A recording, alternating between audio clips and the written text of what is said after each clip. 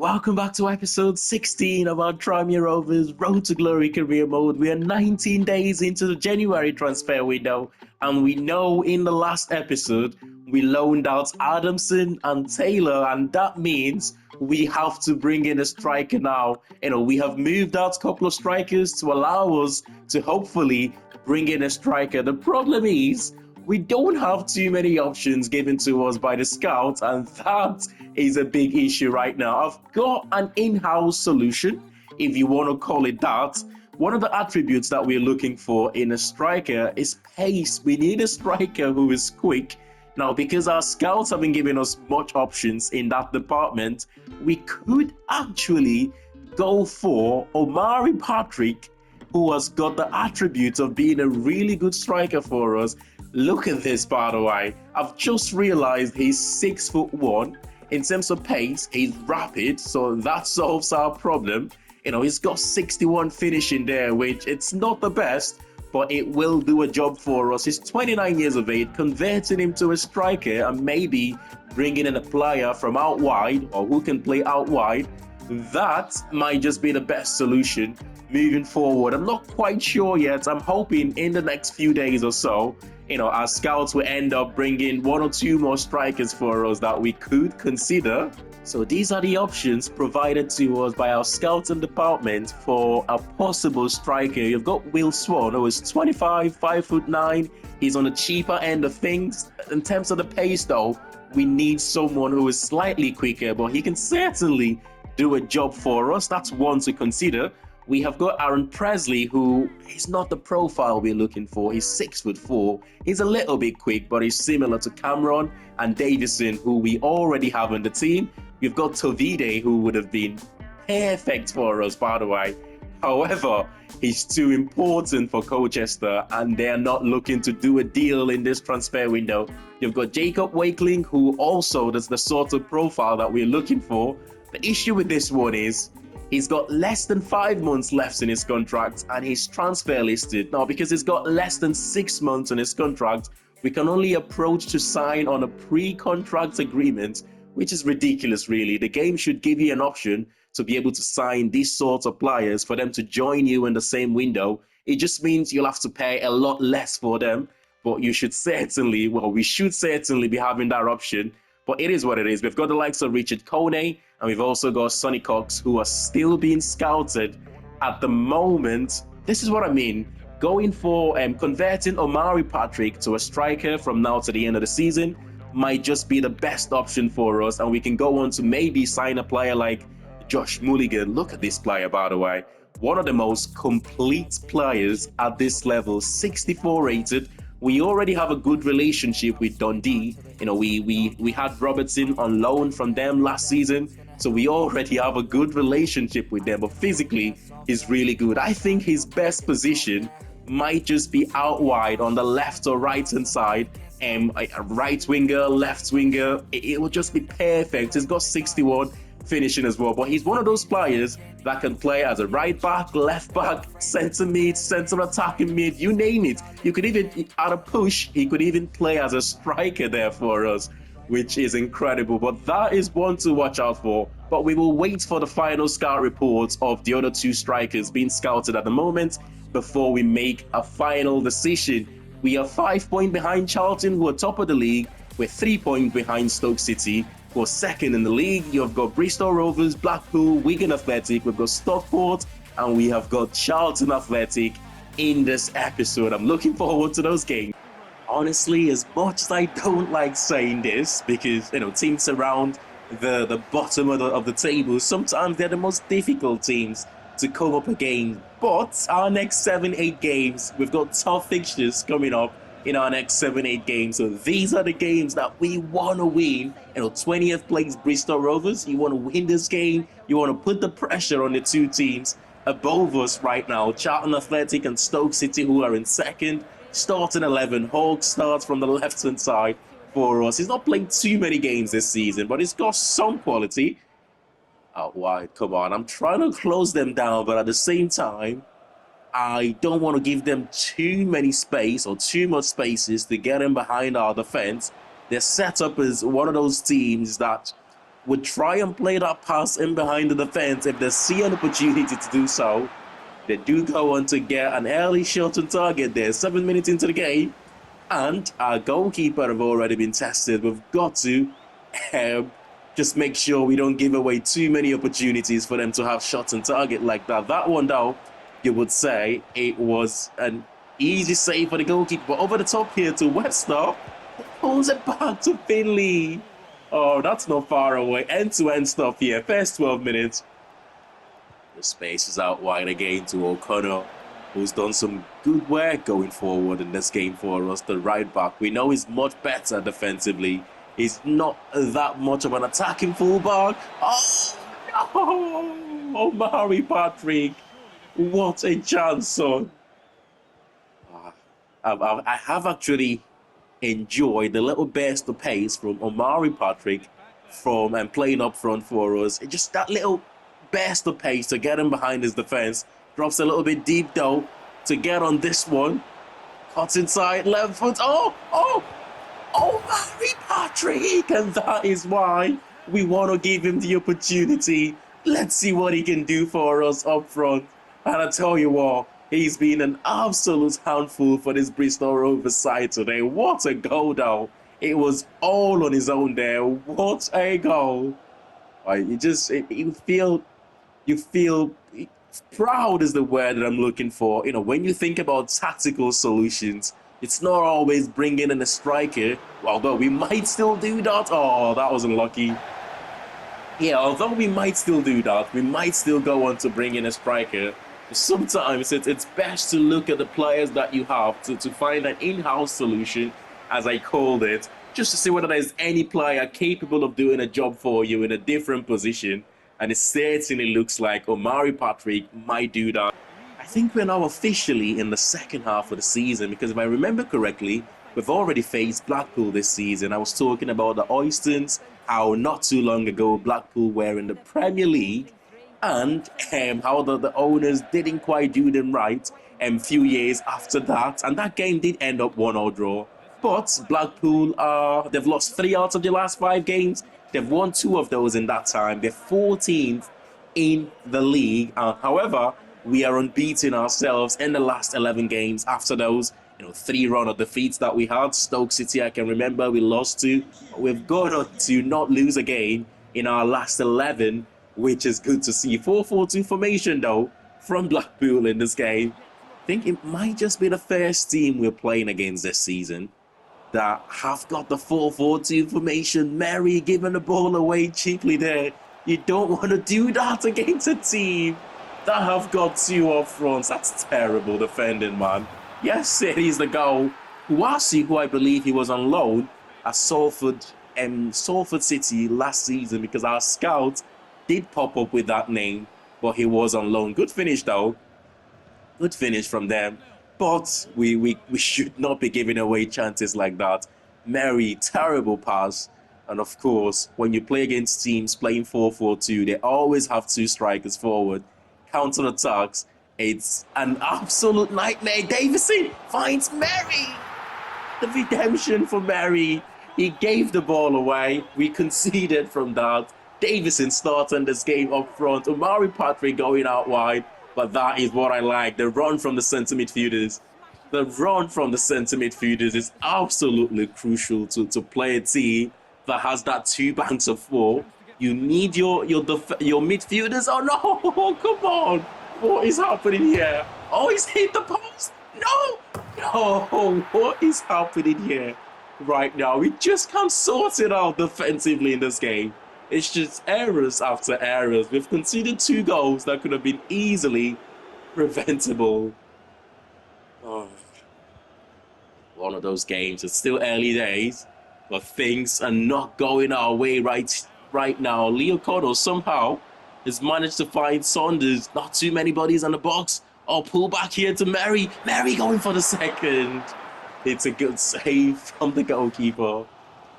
We saw a lot of goals in the opening 20 minutes, 25 minutes or so for this game. Other than that, I can only remember testing the Blackpool goalkeeper just once, And that was the shot from outside the box from Merry. Saunders have done well here. Saunders on his foot.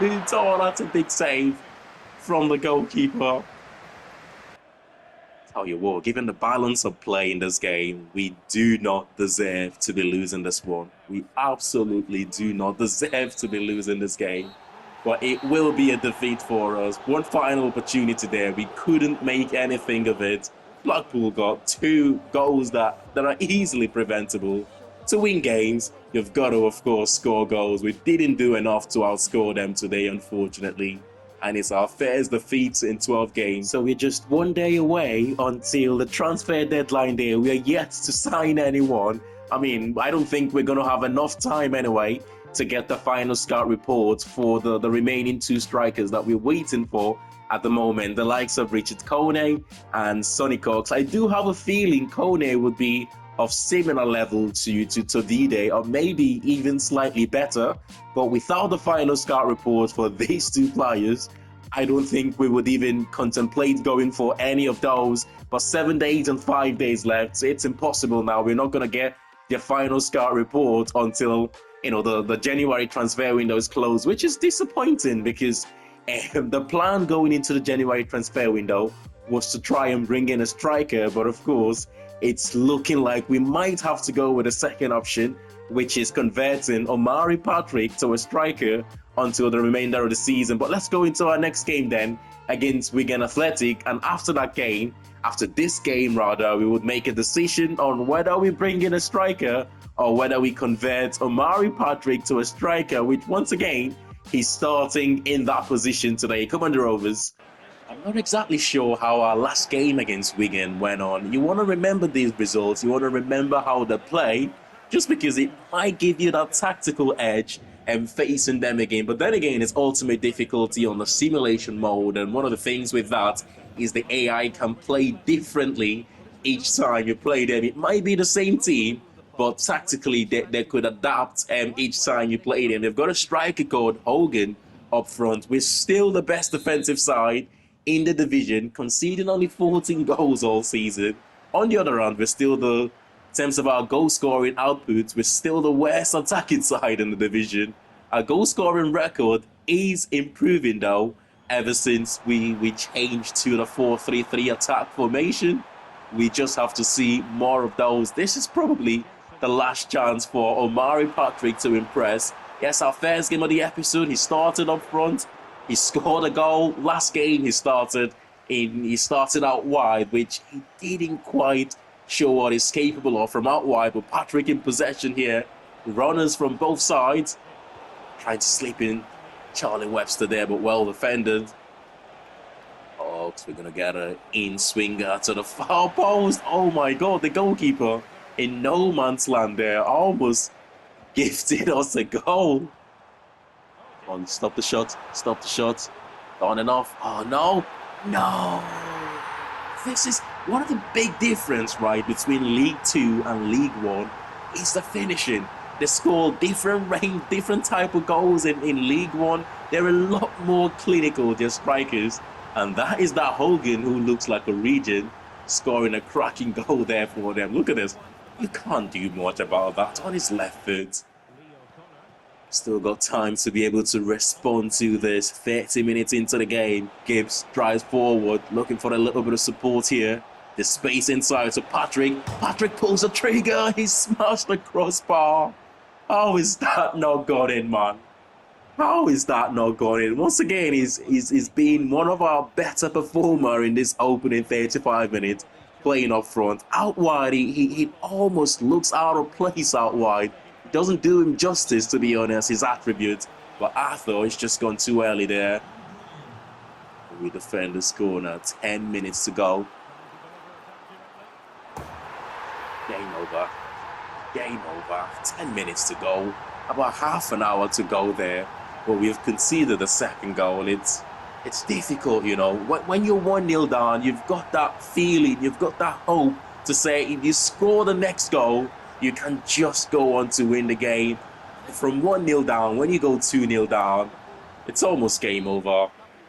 We haven't done too much going forward today, to be honest. We haven't really troubled, other than Omari Patrick, who's been, by the way, our best player in this game. Other than him smashing the crossbar, big chance! Could he pull one back?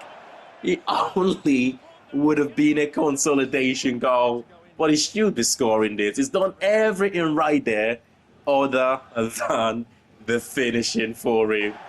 It's a defeat. It's a 2-0 defeat. Why is it that when we lose a game, we tend to go on to lose the next one?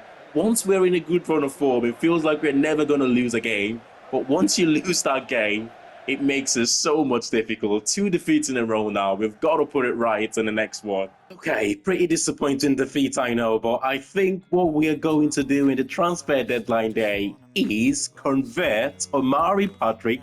I've seen some good things about him playing up front for us. Yes, maybe he could have finished that chance at the end in our last game, but it just wasn't to be. But I think I've seen some pretty good things for him to go on and play up front for us. But look at this though, Michael Buckley is now 63 rated.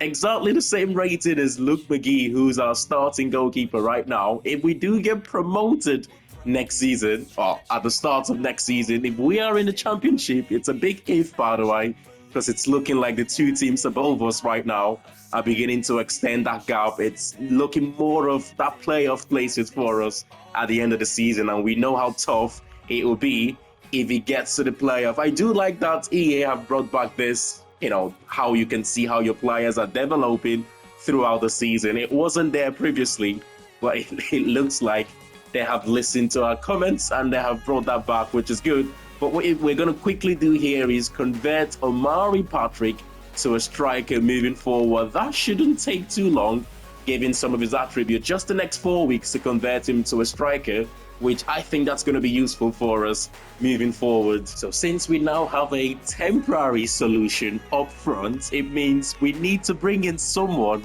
who's got the quality to play out wide for us. The issue now is we don't have any out-and-out winger that have been recommended by our scouts, which it's a shame, but I think Josh Mulligan can do the job here for us. He's a centre midfielder. One of his positions there is right midfield and left midfield, but he's right-footed, he's quick, he's got decent finishing. I actually think if we sign this player and maybe change his position to a left winger, given that 62 finishing, 66 dribbling he's got as well, heading accuracy is decent, so he's more of an attacking threat there, as you can see. Converting him to a left winger might actually just improve him, and the fact that we can get him for around about 600 to 700k, I'm quite happy to do this deal. But it might just be, as long as Dundee doesn't try to mug us off, really, this would be a decent deal to try and sort out. Let's start with a £650,000 offer here. It might not be enough, but I don't want to pay more than his market value. Okay, 670 and a 3% sell-on clause. We can remove the 6% sell-on clause and once again go with the 650k. It might just be enough to get it done. 680k. Oh, okay, not much difference from 650k, I suppose. Let's just accept that one and sort out his contract pretty quickly. A lot cheaper than I thought we would actually pay for him, so that's good news. By the way, this is what I mean when I say we cannot justify giving Saunders 8k a week moving forward, because we're signing a player here who is 64 rated and we are offering him 6k a week and 10k in signing on bonus, which I believe he will accept. So how can we justify giving Saunders 8k a week moving forward? It doesn't make too much sense. But our first signing of the January transfer window and our third permanent signing for the season, welcome to Prenton Park, Josh Mulligan. This, I think, will be a decent signing for us and hopefully, give us that final push from now to the end of the season. We are third right now.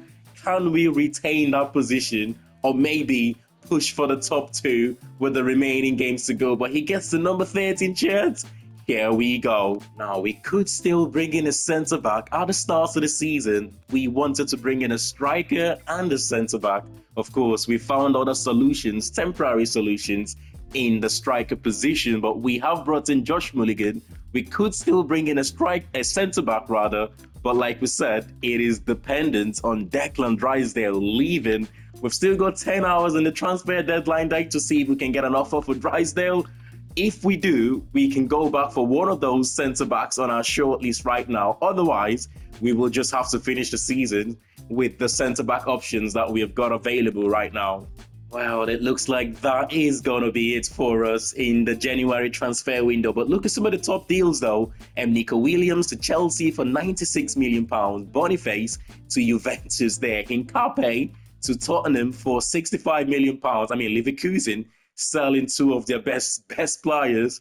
That I did not think would have happened. But it is what it is. It doesn't affect us in any way, shape, or form. We're not going to be playing against any of those teams at the moment. But that is it. The January transfer window is officially closed. And that means we will have to go with what we have at the moment until the end of the season. But Stoke City now 6 points above us, and Charlton Athletic 8 points above us. Back-to-back defeats for us against Blackpool and Wigan Athletic have dropped us a little bit behind those two teams at the moment. But still a lot of games to go from now to the end of the season. Look at this though. Peterborough have offered us the managerial position there, which of course we are going to reject. We are in for a long run. We are in for a long project here with Tranmere Rovers. Of course, we will reject that offer from Peterborough. We appreciate the fact that bigger teams in the division are of course looking at us. But what we're going to do quickly here, we have got February's Youth Academy Scout report. So let's take a look at that quickly. In England, Aaron Humphreys, remember him from last month? He's gotten so much better there. We decided to scout him further. We will promote him now though. We will sign him into the Youth Academy rather. The other players though, we might need to scout a little bit better. Jude Curtis looks like he might be a decent player that we could add to the academy. A left back, 15 years of age, but we will allow him to be scouted further. Taylor Potts, we will get rid of Potts, and we will get rid of Bobby Davis as well. We will just scout the other two players further, and we've got Benjamin King here and Jude Curtis. We will scout both further. And in Northern Ireland, we will continue to scout Mike Kilpatrick. We will continue to scout Curran. We will get rid of Adam Quigley here. And we will continue to scout Philip Tierney as well. All three players, one or two of them, could make it into the academy. And finally, in the Welsh lads here, we will continue to scout Tom Healy, a striker for us. 5'3" though, but he's only 14 years of age, so there's room for improvement. We're going to get rid of Lloyd, and we will scout the other two further here. That's good news. Tom Davies, our captain, should be back involved in first team training again in the next day. It will just take a couple of weeks before we start seeing him playing games. And not so good news is he's now 59 rated, which is a shame. I mean, he was declining anyway, but the fact that he was injured have sort of sped up the declining process for him. But what we're going to quickly do is set up a development plan for our new signing, Josh Mulligan. I've got intentions for him to play out wide on the left-hand side moving forward for this team. I mean, look at how well-rounded this player is though. It will take 4 weeks to convert him to a right back, 4 weeks to a centre back, 3 weeks to a left back, couple of weeks as a right midfielder and as a DM, and couple of weeks as a left midfielder. It will take a couple of weeks as well as a centre attacking midfielder, 4 weeks as a right winger, 4 weeks as a striker, and 4 weeks as a left winger. That is just insane. I'm tempted to call him our Scottish James Milner. That is how insane it is. I don't know too many players that are able to play every single position on the pitch, on the football pitch with ease like this. He's one of those players. I mean, Koppel comes to mind, and Valverde for Real Madrid is one of those players that can play everywhere you want him to. You've got, Koppel now that are retired, and Park Ji-sung, formerly of Manchester United as well. One of those players that will play anywhere, and they will do it so well. But anyway, let's go into one final game in today's episode. It's against 15th place Stockport. Look at that though for the next few games. Charlton, Barnsley, we've got Peterborough. All three of those teams are in the top 7 right now. That could be make or break for us in terms of finishing in the top 6 this season. But anyway, let's go straight into this one. Away from home against Peterborough, Josh Mulligan starts from the left-hand side. Let's get into this one. Come on, the Rovers. I do say I'm a little bit surprised that Stockport are 15th in the division right now. In real life, one of the better teams in League One, sitting comfortably in the playoffs places right now, and I would expect them to finish in the playoffs places as well. So we're a little bit surprised that they're 15th in the league. I mean, they've got that Olaofe up front who's got a lot of pace. They've got Fiore, who scored more than 10 goals in the league this season. So a couple of players there to watch out for. For us, though, if we can get this forward three of Mulligan, Patrick, and Kergib to work for us, it might take a few games to get there. But if we can get them to work together, it could just be our best forward three. We've got to close the spaces here. They seem to want to play with the width. They seem to want to attack from out wide in this game. We've got, I know it's only 4 minutes, but straight away you can tell how the AI wants to attack in the games. Oh my God. I in the last game, right, I said, what are the big differences between League 2 and League 1? It's the finishing. You can look at it again. What more can you do here? What can you do to stop that? Patrick. We win possession back though. We momentarily gave it away only to win it straight back. Mulligan has done well to get away from his man. Mulligan goes for it. It's comfortable at the end. For the goalkeeper. It's out wide. They seem to start all their attacks from out wide and somehow find their way on the inside. Referee plays an advantage shortly, only to pull it back for a free kick here. Is it going to be Moxon or Fiore? Fiore leaves it for Moxon. Moxon goes for it. Oh my goodness. I'm gonna ask the same question again. What can you do about goals like this? We seem to be unlucky at the moment. You know, the AI are just scoring sensational goals against us. We can just pull one back here before the end of the first half. Who knows? But you have to get that first goal first. Kergib finds Henry. Henry pulls it back to Patrick. Patrick to Parkin. Oh, the space being closed down. One too many passes in the box. Parkins turns. He finds Gibbs. Gibbs touches good. He turns with his right foot. And we get one back. 38 minutes into the first half. We pull one back. It might not be the game I was expecting. Honestly, I wasn't expecting too many goals in this game. But it's looking that way with one possession straight back from kickoff. Oh, Kergib, the goal scorer, finds Charlie Webster. A little bit unlucky with the goal, but it doesn't matter. And we've got the leveler just before the end of the first half. Oh, what a game this has turned out to be, man. Parkin, looking for it over the top. Oh, it's blocked, but Webster keeps it alive. Henry finds Gibbs. Gibbs turn. He goes past the defense. Oh, goalkeeper came out his line really quickly. Come on, there's Fiore.